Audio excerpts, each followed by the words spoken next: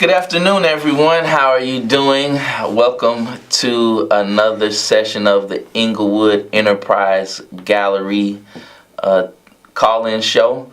I want to welcome our guests. Why don't you go ahead and introduce yourself? Hi, I'm Carly. I'm an astrologer. I go by the title Structure Constructor. Structure Constructor. Is that what you said? That's correct. So today we'll be talking about a little bit of astronomy and astrology, just a little bit of astronomy, but mostly astrology. Carly here, she's an expert in astrology, so we're gonna pick her brain a little bit. First, before we get started into her brain, I want to remind everybody that we are the Englewood Enterprise Gallery. We're located at 1200 West 35th Street. Our phone number is 773-719-9848. You can visit us on the web at englewood-enterprisegallery.com. And you can also email us at enterprisegallery@gmail.com. So, Miss Carly, I'll start with just asking you, how did you get into astronomy? Astrology, I'm sorry. Astrology. So I don't have a picturesque story for it. I like to say that Pluto initiated me. Basically, my whole life fell apart at once, and someone said, read your birth chart to find out why. And I was like, I don't know what that is. And the journey began. And the journey began. So once you picked up that first piece of book or whatever it was, it just caught your attention and you just dug into it. That's how it went. So I have students at the school that I teach at, and a lot of them, they're kind of into astrology and astronomy. Can you kind of tell us a little bit about the difference so I can explain to them the difference? What exactly is the difference between the two? Great. So I'm more of an astrologer than astronomer. I'll do my best. So astronomy is the study of the stars as they are in the sky, possibly how bright they burn, how far away they are. Astrology is a study of the planets, asteroids, and how they are on a chart at the time of your birth or at a different time. So how they relate to one another. Okay, so let's take me for example. I'm a Virgo. I'm born September 10th. What can you tell me about myself? Well, lucky that you have a 9/10 birthday to start. That's good. That's a good thing. Of course. Okay. So your sun sign. We all know where the sun is at the time of our birth because it takes 30 days for the sun to go through a sign. Okay. Right? It's called sun sign astrology. Okay. So the sun in the chart is how we want to walk through this life. So Virgo rules the 6th house, which is day-to-day work. Virgos are workhorses. Okay, I can agree. They typically don't stop. They have high standards, which is okay. And I think it's important to remind Virgos that they are human. Okay, that sounds about right, because I'm very...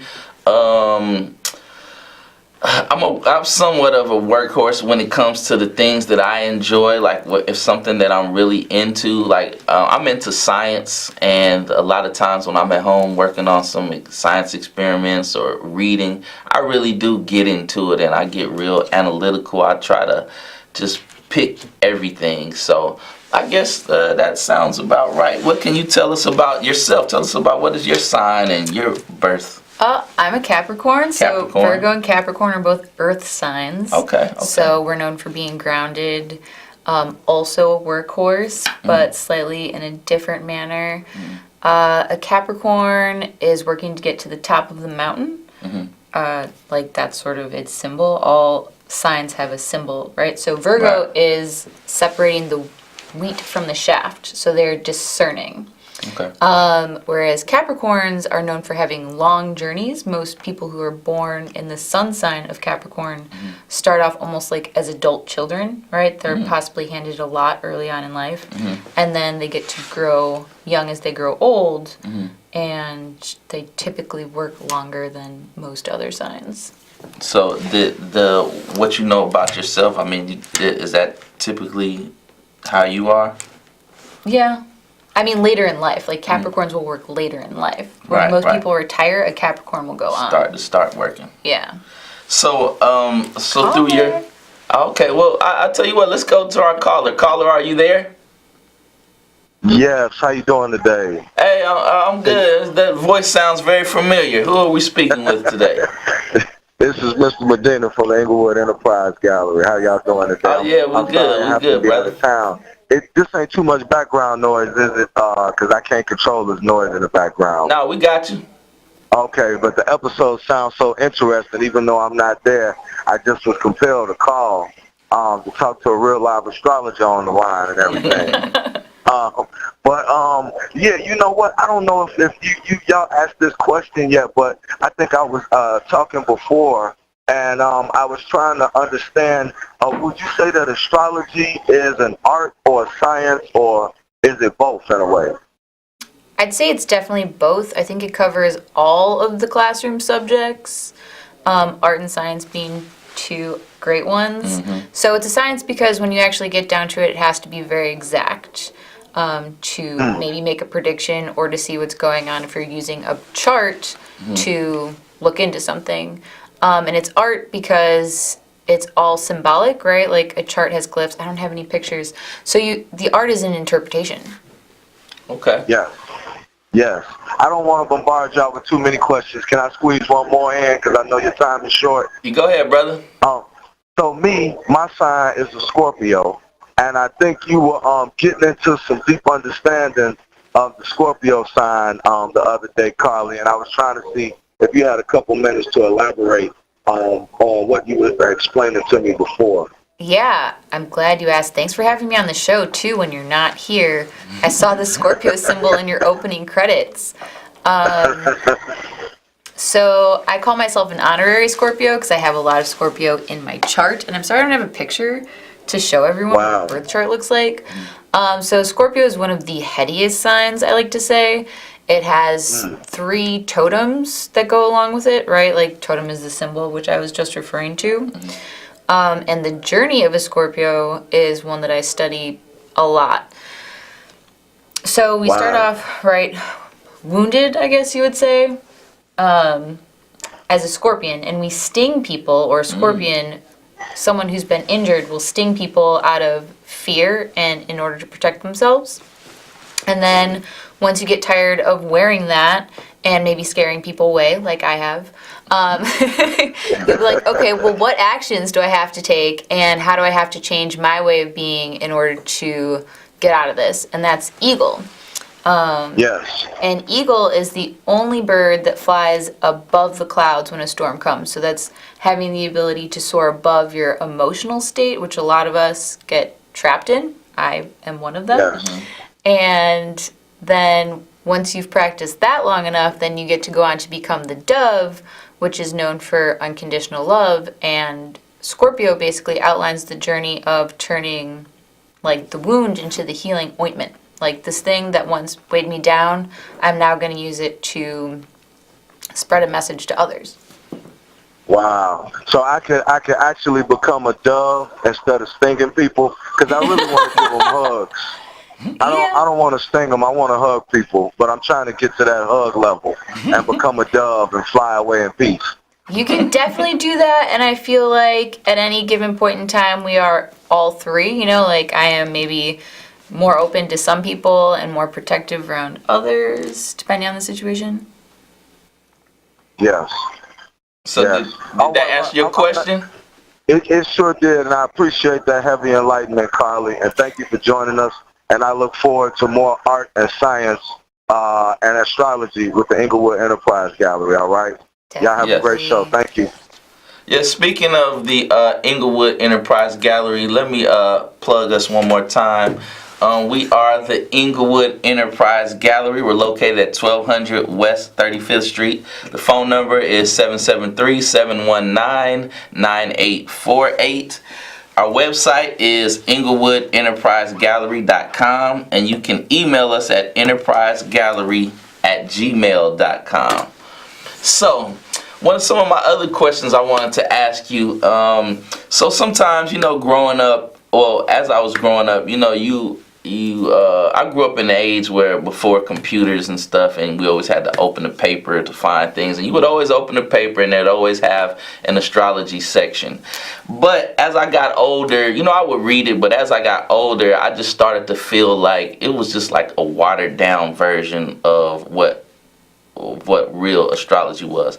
So can you tell us, like, how close to real astrology is just the astrology we might read in a book or a newspaper or something? Is that real astrology, or is that just kind of like a watered down version of what's really going on?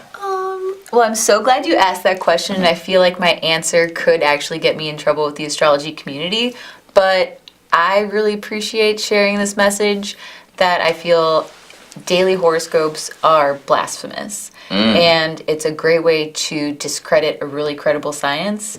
I've used the word sun sign astrology pretty much every time I was referred to our sun signs to draw the point. So when you plot a birth chart, you need your time, date, place of birth in order to know the sign that's on the horizon. And the sign that's on the horizon sets the clock, as I would call it. And I read the sign that's on the horizon's horoscope. So you're a Virgo sun. I'm a Leo rising, but Virgo makes up my first house pretty much. So I read Virgo horoscopes. Because that shows where the planets are in alignment and how it's actually affecting my life. Okay. Yes. You sound very knowledgeable. I'm like, some of this is a little over my head because I'm not an expert, but this sounds, I'm trying to follow you, and this sounds very, very interesting. And I find it interesting that that you mentioned that astrology is like a real science, and there's like some real hardcore truth behind it. So what you're saying is that, like, depending on the positioning of the planets, the time you were born, when you were born in the universe, can affect what kind of person you'll become, how you act. Now, do you find this to be like 100% accurate, or do you find people where they say, hey, I'm a Sagittarius, but they totally act different than what their sign says? Or do you usually find your knowledge to be like right on point? It's such a big question. So I use observational studies to figure out if astrology is right, and I feel like no one say aspect, which is where a planet is in the chart, is just one interpretation. I found like one planet in one sign means a number of different things. But I do feel that to a certain degree it does fit in like a categorical sense, right? But there's always room to move. Okay. All right, also too, like one of my students today, we were writing autobiographies, and she was born on I want to say like maybe the 24th of September, like right at the edge where another sign starts. And she was asking me, she was like, well, what sign am I? Am I both, or am I more of this, more of that? How would you answer that question, someone who's like born right on the edge of a new sign? I would say go to astro.com and type in what you know of your birth, and that will tell you where you're at, because the cutoff date is usually between the 20th and the 25th of the month, depending on like when the sun is moving into the next sign. I feel like even though it is on, like if it's on the cusp, if it's at a starting point or an ending point, chances are they still really are a lot like whatever sign they're in. Okay. I think we got a caller. Caller, are you still there? Yes, I am, man. Good evening, and also thank you for taking the call. Let me explain something. I used to go to rock concerts. I love the concerts. Last one I went to, Celebration of Life. That was around 72, 73. I used to love the rock concerts. We go all over the country, and I remember back in the day, what person did not read the horoscope out the newspaper? But we knew that wasn't the correct astrology to get it. And by matter of fact, when I get through talking, maybe you could tell me something about mine today. I'm January 27. I'm Aquarius. But anyway, we used to go down to a place on, I guess I could mention it on Randolph. There was places down there they will read astrology down there. There used to be places, a couple of places in Old Town on Wells back in the day, in the 60s and the 70s. That's probably too long for y'all. Yeah. But we used to get the correct, and it's an art now. Maybe everything always come back. You know, clothing, shoes, women, men, everything always find a way coming back. The world is nothing but a circle. So it always end up coming back. Look at clothing, what we wear now. But anyway, you are really correct that the correct way is have someone to read those stars. And they the one that could set the moons and the things up. So anyway, before I get off, did you get what I told you, January 27th, Aquarius? Can you tell me what it is for today? I'm going to get out the air so I can hear your response. And thank you for taking the call. Thank you, caller. All right. To know what's happening for an Aquarius today? You don't have your. Can you help them out any? I don't. Maybe not. If you can't do today, what can you tell them about? At least about January 27th or the Aquarius sign. So, well, okay. Aquarius is ruled by the planet Uranus. Each sign has a ruling planet, and that's pretty important because that whatever that ruling planet is doing is affecting your sign. Okay. Does that make sense? Okay. Next time I'll come back with pictures. Yeah, we'll have her on again, caller. So just keep checking in every Thursday. She'll definitely be back again, I'm sure, before the season is over. Another question I wanted to ask you was, I always hear people saying, I know, but I wanted to clarify. Are you familiar with like the retrograde of planets? Definitely. Can you explain what exactly is a retrograde and how does that affect us, our signs, or us as a person or whatever? This is so good because I've been meaning to explain this to my mother. So a retrograde planet is when the planet, according to our perceived vision from here on Earth, starts to move backwards in the sky. And that happens because of how close that planet gets to us and to the sun, more importantly, because the sun is at the center of the solar system. So it's not actually moving backwards. It just looks like it's going backwards in the sky. Right. And a retrograde planet changes the energy is the way to start that off. But a lot of time the energy goes inward and things come up for review. So when a planet is moving forward, we're getting stuff done in the outward world as we can see it, things are happening, and then when a planet goes backwards, like say Venus is now or Mars was all summer, all of a sudden the gears start grinding a little bit and we're like, oh, is everything that we've already put into motion going in the direction that we want, and is this what we want to begin with at all? Okay, I think I could follow that. My other question too, what about the moon? Because I'm starting to learn more about the moon and the energies of the moon and spells and all this kind of stuff. What can you tell us? Do you know anything about like moon, new moon, a full moon? What are some of the energies that the moon can deliver to us? That's such a great question. You know a lot about astrology. I just want to say that. I'm learning. So the sun, the moon, and the rising sign in a natal chart are the three primary components of your personality. And the moon rules our emotional body. So in the chart, it shows where you came from, like what was your home life when you grew up, and what you need to feel secure and nurtured. So I met Medina at a new moon in Libra, new partnerships. Okay. And that was on last Tuesday. Yeah, it was, sure was. So new moons, it's also known as a dark moon. You can't see the moon in the sky. And that's a good time for planting seeds. For new beginnings. Yep. And because it's the new moon, it usually starts off at the beginning of the sign. The sun will get there a couple days before, then the new moon. So you have a whole month of that energy to work with, right? Like, what am I building from this new moon? And you don't even have to know what it is in order for this to just sort of work out I feel like we just missed a caller. No, we can go. Okay, finish. You can finish. But then the full moon is a time of culmination, and that goes on a 2-week and 6-month period. So 6 months from now, we'll see the seeds that we planted really come to fruition at the Libra full moon. And then in 2 weeks from now, when we hit the Aries full moon, we'll start to like see what we kicked into gear. It's like, okay, what do we really want to manifest, to use that language, like right now? Okay. And the energy is more outward. Lunar ticks.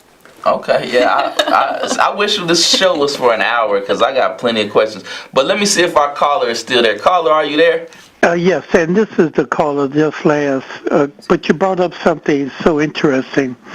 Back in the days, even the kings and the queens, they used to have people to read signs. They had people, they make witch spells, and I knew some witches. As a matter of fact, it make you scary. But there is people that could do things. You got good witches, you got bad witches, like good and bad and everywhere. But if it went in the biblical day, now think about it. If it was going on in the biblical day, why you think it won't go now? There's a lot of unexplainable things that happen that people could do. One, I remember about burning money, a certain amount of money in front of your house to do certain things. Someone told me that, freezing things in the ice, I was scared to always do it, but it's a reason why people do these things. And let me get out there and ask that young lady again, can you answer that question? Is it true or not true? Thank you. About witchcraft. Yeah, so that I'm glad the caller mentioned that because that was like my next segment. I was gonna get into the witchcraft part of it because I'm also intrigued by that as well, and with the moon, because I always read about moon spells. So like you mentioned, like back in biblical days and back in the day, you read in the Bible and it says witchcraft is bad and you can't do this, don't study the stars, and all this kind of stuff. Like I don't want to ask you, are you a witch? But does astrology and good or bad witchcraft, do they kind of go hand in hand? Is there like a partnership between the two? Okay, so I don't typically identify as a witch. Okay. Just to clarify, although I feel like I normally I can never not dress like a witch, but I don't officially identify. I feel like how you decide to use your power is something that we definitely look heavily at in astrology, and that defines good or bad, right? Like, we all have power. Like, how are we going to exert it upon others? As we were just talking about with the new or full moon, there's intention setting, and I feel like, using ritual, like, am I actually going to put effort into setting this intention? And as we were just talking about planting seeds, am I going to go through the motions of watering that seed every day to make things grow? I feel like that's what I get behind. I also like to use astrological anecdotes instead of spells. I feel like there is a strong correlation because it's all under an esoteric banner, but they don't necessarily have to be exclusive, like married. I got you. Okay, I think we got another caller. Caller, are you there? Well, good evening, Englewood, Enterprise Gallery. Welcome back. It sound like my girl back there. You the one of my regular callers, huh? That's right, Auntie Paula here. Hi. Hello. Hey, as a matter of fact, I was born on January 27th. Yes, What? I was. The same as our other caller? That's right. That's so happy the day. birthday to you all in January 27. I'll tell you one thing. It is the age of Aquarius. That song has been around for years, but is now coming around. Let me tell you something about Aquarius people. We are very psychic. We can tell a person what's on their mind. We can tell when it's time to say hello. We can tell when it's time to say goodbye, when good things are going to happen. Horoscopes have been around for years. We all used to read them on the bottom of the Sun-Times newspaper. Yeah. I'm sorry, caller. I was really glad to hear hear you on the line. I'm glad to hear that you still hanging in there. And see, the stars are already working. We had 2 callers calling in with the same birthday. I mean, what are the odds of that? See, her power and her energy is already working. Unfortunately, we had to cut you a little short. I apologize for that, but our time is up. I want to thank our guest today, Carly, for coming and being a part of the Enterprise Gallery. I want to tell everybody to tune in again next week, same time, same channel, and may have a new guest. We might even invite Miss Carly back because we really didn't have enough time to pick her brain. But I want to tell everybody thank you and have a good evening.